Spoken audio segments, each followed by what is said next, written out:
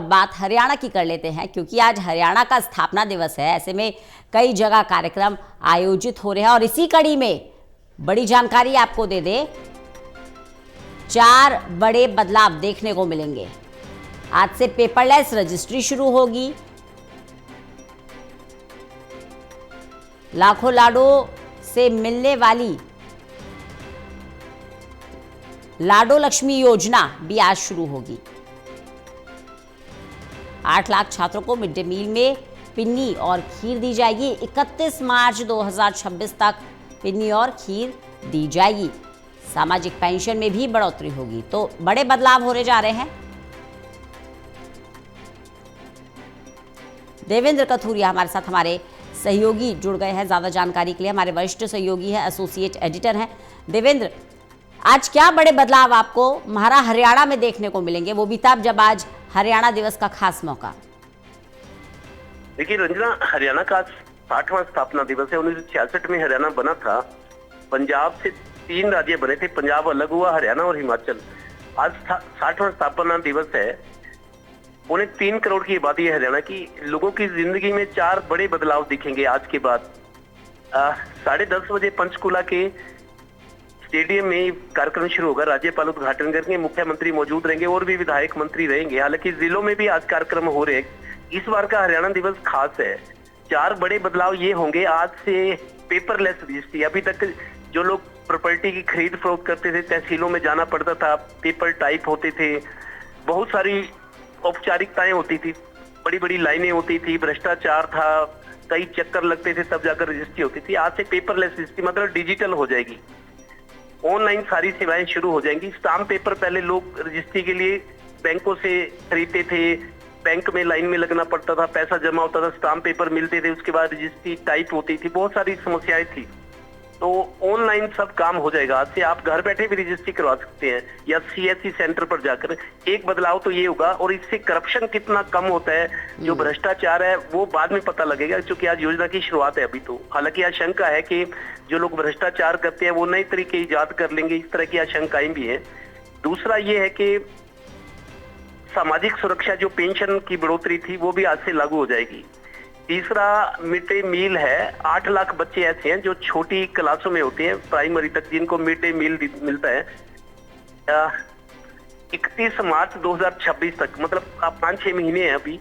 31 मार्च 2026 तक mid day meal के साथ उनको खोए की पिन्नी या खीर दी जाएगी हर रोज। लेकिन ये 2026 तक, 31 मार्च तक, मतलब 6 महीने के लिए 8 लाख बच्चों को खीर और पिन्नी मिड डे मील मिलेगी। इसके अलावा लाडो लक्ष्मी जो बहुत महत्वाकांक्षी योजना है, चुनावी वायदा सरकार का था। पहले तो ये था कि सभी महिलाओं को, किसी भी घर में महिलाएं चाहे वो करोड़पति है, सबको 2100 रुपए महीना मिलेगी। लेकिन जब चुनाव जीत गई, सरकार बन गई, तब जब कैलकुलेशन हुई तो सरकार के हाथ पैर फूल गए, इतना पैसा आएगा कहां से। फिर कुछ शर्तें रखी गई कि बीपीएल परिवार की महिलाओं को दिया जाएगा, जिनकी आमदन सालाना 1,80,000 तक है।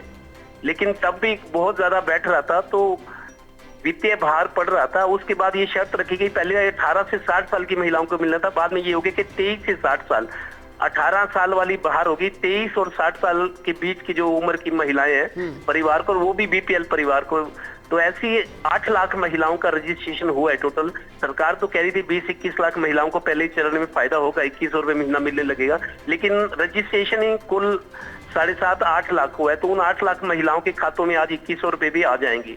तो ये 4 बदलाव हैं, जिससे प्रदेश की जनता को, बहुत सारे लोग, करीब आंकड़ा यह कि 23 से 26 लाख लोगों को इन सरकारी योजनाओं का फायदा मिलेगा। जी बिल्कुल देवेंद्र, क्योंकि आपके माध्यम से हम विस्तार से खबर अपने दर्शकों तक हमेशा पहुंचाते रहे हैं और आप समझते भी हैं, ज़मीनी हकीकत भी जानते हैं।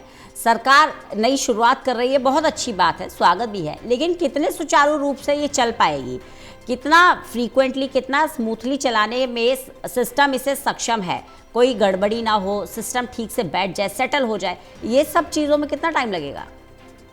देखिए, जो 4 योजनाएं मैं बता रहा हूँ जो आज से शुरू हो रही है। देखिए, सामाजिक पेंशन है, बुढ़ापा पेंशन, विधवा पेंशन, विकलांग पेंशन, कुछ किन्नरों की भी पेंशन है। ये जो पेंशन सामाजिक सुरक्षा योजना के तहत जो पेंशन दी जा रही है, ये तो कोई भी सरकार बंद नहीं कर सकती आने वाले टाइम में भी। ये ऐसी चीज है कि सरकार की लोकप्रियता पर सीधा सीधा असर पड़ेगा। पेंशन है वो कभी बंद नहीं हो सकती, उसमें बढ़ोतरी करनी है। 200 रुपए महीने की मुख्यमंत्री ने घोषणा की थी। बुढ़ापा, विकलांग और विधवा पेंशन, 37 लाख लोग ऐसे हैं जिनको सामाजिक सुरक्षा के तहत पेंशन मिलती है। अब ये 200 बढ़कर मिलेगी, पहले 3000 थी, 3200 रुपए मिलेगी।